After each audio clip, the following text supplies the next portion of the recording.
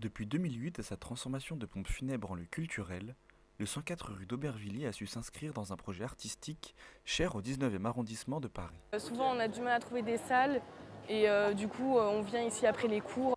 Généralement avec peu de moyens, les artistes bénéficient au 104 d'une aide non négligeable. Un lieu pour répéter, une liberté de créer, mais surtout la mise en place de différents modèles d'accompagnement selon leurs projets.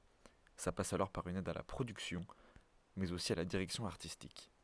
C'est vraiment un endroit où il y a tous les arts, il y a de la danse, du théâtre, du chant. C'est hyper. Enfin, tu viens et tu es à l'aise. Tu sais que tu peux jouer et que tu ne seras pas dérangé. La force du 104 passe aussi par son côté cosmopolite.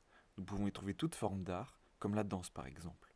Avec la mise en place de miroirs de fortune un peu partout au centre culturel, les danseurs peuvent s'améliorer en toute autonomie. Ils peuvent aussi mettre les musiques qu'ils veulent, ce qui crée au sein du 104 une atmosphère particulière où nous déambulons entre danseurs, portés par leurs différentes musiques, jongleurs ou même acteurs et actrices qui répètent leurs scènes. Des expositions éphémères viennent compléter la polyvalence du site.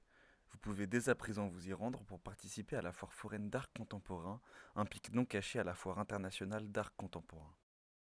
En somme, alors que régnait une ambiance morbide au 104 rue d'Aubervilliers, on y trouve désormais un lieu plein de vie.